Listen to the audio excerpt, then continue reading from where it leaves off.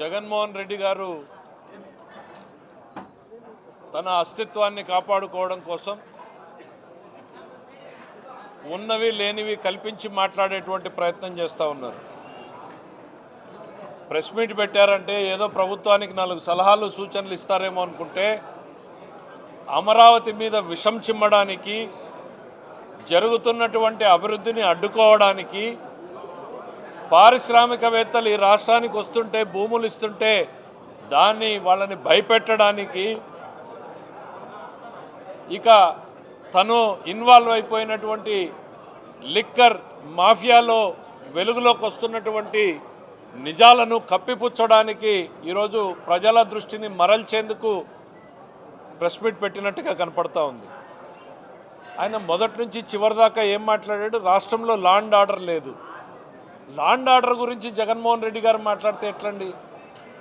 ఈ దేశం కాదు, ప్రపంచం మొత్తం కూడా కొత్తగా తెలుసుకుంటా ఉంది. ప్రజలు మీకు 11 స్థానాలు ఎందుకు దించారు అనంటే రాష్ట్రంలో గతంలో లా అండ్ ఆర్డరు మీ పాలనలో లేనందువల్లనే మిమ్మల్ని 11 స్థానాలకు దించారు. స్కాముల గురించి మాట్లాడుతున్నారు. లిక్కర్లో ఏదో జరిగింది అని. ఇవాళ ఉన్నటువంటి లిక్కర్ పాలసీ ఎప్పుడు పెట్టింది? ఎప్పుడో 40-50 సంవత్సరాల క్రితం. ఇంకా ముందుకు పోతే ఇంకా ఒక 60-70 సంవత్సరాల నుంచి వస్తున్నటువంటి పాలసీ. ఓపెన్ ఆక్షన్ టెండర్ పెట్టి ఎవరైనా పాడుకోండి అనేటువంటిది. అందులో ఏం తప్పు కనపడింది జగన్మోహన్ రెడ్డి గారు మీకు? ఈ పాలసీ ఎప్పుడు? మీ నాన్నగారి టైంలో కూడా ఇదే పాలసీ కదా ఉన్నింది. అప్పుడు కనపడలేదా మీకేమన్నా లోటుపాట్లు? అదే పాలసీ కంటిన్యూతా వస్తూ ఉంది. ఈరోజు రాష్ట్రంలో కొత్త బ్రాండ్లు ఏం లేవే. ప్రజలు కోరుకున్నటువంటి బ్రాండ్లు ఇవాళ అమ్ముతున్నారు. అది కూడా పాలసీ ప్రకారం. మీ గతంలో ఎన్ని అమ్మకాలు జరిగాయో దాని మీద 1%, 2% పెంచిస్తారు తప్ప భూమ్లు, జూమ్లు, ప్రెసిడెంట్ మెడల్లు, ప్రజలకు ఆరోగ్యానికి హానికరమైనటువంటి బ్రాండ్లు రావు. ఇక ఇసుకలో స్కామ్ జరిగిందని ఏదో పెద్ద ఫోటో చూపిస్తున్నారు. ఈ రాష్ట్ర ప్రజానీకానికి ఈ ఉచితంగా ఇసుకను తోలుకోమని చెప్పినటువంటిది మా ప్రభుత్వం. మీకు గ్రామ స్థాయి నాయకుడు, మండల స్థాయి నాయకుడు, జిల్లా నాయకుడి దగ్గర నుంచి మొదలుకొని తాడేపల్లి వరకు కప్పం కట్టి ఇసుకను తోలుకోవాల్సినటువంటి పరిస్థితి మీ ప్రభుత్వంలో ఉంది. స్కాము ఎవరి పాలనలో జరిగింది జగన్మోహన్ రెడ్డి గారు? లిక్కర్లో మీ పాలనలోనే జరిగింది, శాండ్లో మీ పాలనలోనే జరిగింది. ఇవాళ ఎందుకు క్వాడ్జీ సిలికా అంటున్నారు? క్వాడ్జీ సిలికా ఏమైంది ఈరోజు? మీరు కాదా యథేచ్ఛగా దోపిడీ చేసింది? ఎక్కడైనా అక్రమ పర్మిట్లు జరుగుతూ ఉన్నాయా? మా దగ్గర పర్మిట్ ప్రకారమే మైనింగ్ చేసుకునే విధంగా ప్రవేశపెట్టాం. ఈరోజు మీరేం చేశారు? దేన్ని వదిలారు మీరు? వైన్, మైన్, ల్యాండ్, శాండ్, ఈ 4 స్కామ్లు మీ ప్రభుత్వంలో నుంచి వచ్చినవే కదా. లిక్కర్ స్కామ్లో వెలుగులోకి వస్తూ ఉంటే అప్పుడేమో గాలి జనార్దన్ రెడ్డి ఎవరో నాకేం సంబంధం, నాకేంటి తెలుసు అన్నారు. ఇప్పుడు రాజ్ కసరెడ్డిని నాకేం సంబంధం అంటారు రేపు. ఇసుకలో మాఫియా అన్నీ మీ పాలనలో జరిగితే ఇవాళ మీరేంటి అమరావతిలో రివర్స్ టెండరింగ్ తీసేశారా అని? రివర్స్ టెండరింగ్ చేసి మీరు సాధించింది ఏందయ్యా? పోలవరం ఖర్చుని డబుల్ చేశారు మీరు. డబుల్ కాదు, 3 అయిపోయింది మీరు చేసినటువంటి రివర్స్ టెండరింగ్ పాపానికి. పోలవరం మీద దానికి 3 పెట్టాల్సి వస్తూ ఉంది. అది మీరు సాధించినటువంటిది. దేశంలో మీరు ఒక్కడే గొప్పవాడైనట్టు రివర్స్ టెండరింగ్ పెట్టాము అని. గవర్నమెంట్ ఆఫ్ ఇండియా 20 పైన రాష్ట్రాలు పాటిస్తున్నటువంటి విధానాలను ఈరోజు రాష్ట్రంలో అమలు చేస్తూ ఉన్నాం మేము. ట్రాన్స్పరెంట్ మెకానిజం ఉంది, దాంట్లో మీకు తప్పులు కనపడుతూ ఉన్నాయి. బహుశా మీకు ఎక్కడో భయం చుట్టుముట్టి ఈ మాటలన్నింటినీ మాట్లాడుతున్నారు. భయపడే వాళ్ళందరూ నా చుట్టూ చేరండి అని ఒక నమ్మకాన్ని కల్పించేటువంటి ప్రయత్నం చేస్తూ ఉన్నారు. వెలుగులోకి వస్తున్నాయి ఒక్కొక్క వైపు. ల్యాండ్లో కూడా మీరేం చేశారు? దాదాపు లక్షల ఎకరాలు ఫ్రీ హోల్డ్ పేరుతో మీ వాళ్ళు చేసినటువంటి అగ్రిమెంట్లు అధికారులు ఇవాళకి తలబట్టుకుంటున్నారు. రికార్డు లేకుండా ఇచ్చినటువంటి 3 లక్షల ఎకరాలు, 3.5 లక్షల ఎకరాలకి ఎటువంటి రికార్డులు లేకుండా, ఏ ఆధారము లేకుండా మీరు ఫ్రీ హోల్డ్ చేసేశారు. వాస్తవం కాదా ఇది? ఎవరి చేతుల్లో ఉన్నాయి ఈ 3.5 లక్షల ఎకరాలు? ఇవాళ అధికారులను అడిగితే సమాధానం చెప్పలేకపోతున్నారు. భూమిని వదలలేదు, మైన్ వదలలేదు, లిక్కర్ను వదలలేదు, శాండ్ను వదలలేదు. అమరావతిని నాశనం చేశారు, పోలవరాన్ని నాశనం చేశారు, విశాఖపట్నాన్ని అల్లరిపాలు చేశారు, పరిశ్రమల్ని తరిమేశారు. ఇవాళ మేము ఒక్కొక్క పారిశ్రామికవేత్తని తీసుకురావాలనంటే మీరు చేసినటువంటి అరాచకాల వల్ల ఇంకా ఆలోచనలు ఉంటున్నాయి కంపెనీలు. గతంలో మీరు చేసినటువంటి అరాచకాలకు ఇప్పటికీ కూడా ప్రైవేటు పరిశ్రమలు ఏం చేశారు? మీరు అమర్ రాజాని తరిమేసింది మీరు కాదా? ఇక్కడ జాకీని తరిమేసింది మీరు కాదా? కియాని బెదిరించింది మీరు కాదా? ఆర్సిలర్ మిట్టల్ ఇవాళ ఎందుకు వచ్చింది? పక్కనున్న ఒరిస్సా రాష్ట్రం 3 సంవత్సరాల పాటు వాళ్ళు అడిగింది చేయలేకపోతే కేవలం లోకేష్ గారు 1-2 మీటింగుల్లో క్లోజ్ చేస్తే చంద్రబాబు గారు ఒక మీటింగ్లో వాళ్ళకి ల్యాండ్ అలాట్మెంట్ చేసినటువంటి పరిస్థితి. 2 లక్షల కోట్ల పెట్టుబడులు. నిన్నటికి నిన్న మా అనంతపురం జిల్లాలో 22,000 కోట్ల పెట్టుబడులు. ఇవన్నీ ఎవరి కోసం?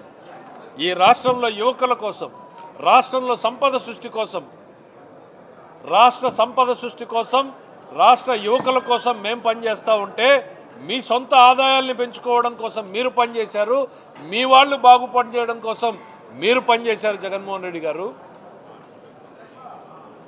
మీరు మాట్లాడినటువంటి ప్రతి మాటకి ఆధారాలతో సహా మీకు రిప్లైలు ఉంటాయనేటువంటిది చెప్తున్నాం. ఇంకా ఏంటి? అప్పులు చంద్రబాబు నాయుడు చేసేసాడు, సంవత్సరంలోనే విపరీతంగా చేశాడు. ఎందుకు చేశారండి చంద్రబాబు నాయుడు గారు? మేమేమన్నా తినటానికి చేశామా అప్పులు?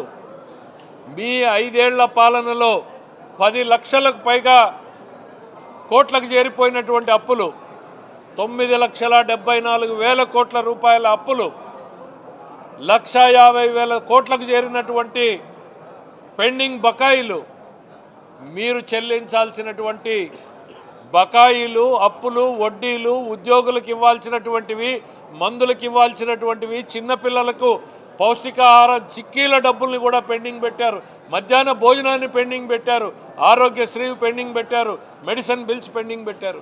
ఇవన్నీ ఎవరు తీరుస్తున్నారు జగన్మోహన్ రెడ్డి గారు? 94 కేంద్ర ప్రభుత్వ పథకాలని మీరు ఆపేసిపోతే ఇవాళ 1,000 కోట్ల రూపాయలని మేము కేంద్ర ప్రభుత్వానికి కట్టి 74 కేంద్ర ప్రభుత్వ పథకాలని రివైవ్ చేశాం.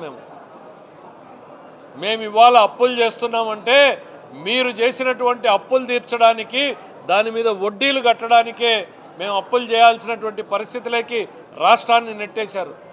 ఆర్థిక విధ్వంసం చేశారు రాష్ట్రంలో. ఇవాళ మీరు అప్పుల గురించి, ఎకానమీ గ్రోత్ గురించి మాట్లాడుతున్నారు. ఈ రాష్ట్రానికి వచ్చినటువంటి శాపం, పాపం మీ పాలన అనేటువంటిది సందర్భంగా తెలియజేస్తూ ఉన్నాం. ఇడ్లీ రూపాయి కూడా దొరకదు, భూమి రూపాయికి. జగన్మోహన్ రెడ్డి గారి మెమరీకి ఒకసారి గుర్తు చేస్తా. రాజశేఖర రెడ్డి గారు బ్రాండిక్స్ అని అదే విశాఖపట్నంలో నాకు తెలిసి 12,000 ఎకరాలు ఇచ్చాడు అనుకుంటా, లేక 2,000 ఎకరాలు. మరి అప్పుడు రూపాయికి ఇడ్లీ దొరుకుతుందా జగన్మోహన్ రెడ్డి గారు? బ్రాండిక్స్ కంపెనీకి 1,000 ఎకరాలు మీ నాన్నగారు ఇచ్చినప్పుడు అది ఒక పాలసీ. ఇవాళ బ్రాండిక్స్ 25,000 మందికి ఎంప్లాయ్మెంట్ ఇస్తోంది. చంద్రబాబు నాయుడు గారు చేసినటువంటి కంపెనీలు ఈరోజు కియా 1,000 మందికి ఉద్యోగాలు ఇస్తూ ఉంది, టీసీఎస్ ఉద్యోగాలు ఇస్తూ ఉంది. దానికోసం పరిశ్రమల్ని ప్రోత్సహించడానికి నామినల్గా పెడతా ఉంటే మేమేమి జోబులోకి తీసుకుపోలేదే, మీలాగా 3 లక్షల ఎకరాల్ని కొట్టేయలేదే. దేశంలోనే ప్రఖ్యాతి పొందినటువంటి సంస్థకి ఇక్కడ పెట్టుబడులు పెట్టడానికి ప్రోత్సాహాలు ఇస్తున్నాం. మీరేం చేశారు? 9,600 కోట్ల రూపాయల ఇండస్ట్రియల్ ఇన్సెంటివ్స్ బకాయిలు పెండింగ్లో ఉన్నాయి. ఏ పరిశ్రమలు వచ్చి పెడతారండి? మీకు ఇస్తాం డబ్బులు, సబ్సిడీలు ఇస్తాం రండి అని పిలిచి ప్రభుత్వాలు పెడితే వాళ్ళకి 9,600 కోట్ల బకాయిలు ఉన్నాయి. ఏ పరిశ్రమలు వస్తాయి? పరిశ్రమలు రావాలంటే కాంపిటేటివ్ వరల్డ్ ఇది. ఒకవైపు మహారాష్ట్ర, మరోవైపు బెంగళూరు, ఇంకోవైపు తెలంగాణ, వీళ్ళతో పోటీపడి ఏమీ లేని దగ్గర మీలాంటి దుర్మార్గపు పాలన లెగసీని పెట్టుకుని నమ్మకాన్ని కల్పించాలి అని అంటే పారిశ్రామికవేత్తలకు ప్రోత్సాహాలను ఇవ్వాల్సినటువంటి అవసరం ఉంది. కంపెనీల్ని తీసుకురావడానికి మేము అన్ని రకాలుగా శ్రమ పడతా ఉంటే మీరు అప్పుడప్పుడు ఇట్లా తెర మీదకి వస్తే ఆ కంపెనీలు భయపడతాయి. జగన్మోహన్ రెడ్డి గారు, ఈ రాష్ట్ర ప్రజలకు కూడా మళ్ళీ మీరు చేసినటువంటివన్నీ గుర్తుకొస్తాయి. 2 రోజులు తెర ముందుకు రావద్దండి, అప్పుడైనా ప్రజలు ఏమన్నా మీ గురించి మర్చిపోతారేమో. మీరు తెర ముందుకు వస్తే మీ అక్రమ పాలనలు గుర్తుకొస్తాయి, మీ అవినీతి గుర్తుకొస్తుంది, మీ ఇసుక దోపిడీ గుర్తుకొస్తుంది, మీ లిక్కర్ దోపిడీ గుర్తుకొస్తుంది, మీ భూ కబ్జాలు గుర్తుకొస్తాయి, మీ అనుచరులు చేసినటువంటి దాడులు గుర్తుకొస్తాయి, మీ లా అండ్ ఆర్డర్లో మీరు చేసినటువంటి అక్రమ అరెస్టులు గుర్తుకొస్తాయి. శాశ్వతంగా మీరు ఈ రాష్ట్ర రాజకీయాల్లో నుంచి డ్రాప్ అవుట్ అయిపోయేటువంటి పరిస్థితి వచ్చింది. మీ వల్ల పిల్లలు 1,20,000 1,50,000 మందో స్కూల్ పిల్లలు డ్రాప్ అవుట్ అయ్యారు మీ ప్రభుత్వ హయాంలో జరిగినటువంటివి. అట్లానే మీరు అసెంబ్లీకి రాకుండా మీ ఎమ్మెల్యేలు డ్రాప్ అవుట్ అయ్యారు. మీరు ఇట్లా తెర ముందు కనపడతా ఉంటే మీరు చేసిన పాపాలన్నీ ప్రజల మనసులో గుర్తుకొస్తాయి. శాశ్వతంగా మీరు డ్రాప్ అవుట్ అయిపోతారు. అందుకే నేను మళ్ళీ చెప్పాం, మీ పాలన ఈ రాష్ట్రానికి హానికరం. సిగరెట్ల ప్యాక్ మీద ఎట్లా అయితే పొగ తాగడం ఆరోగ్యానికి హానికరం అంటారో, వైసీపీ పాలన ఈ రాష్ట్రానికి హానికరం. ఇది మళ్ళీ చెప్పాల్సినటువంటి అవసరం ప్రతి ఒక్కరి మీద ఉంది. భవిష్యత్ తరాలు మన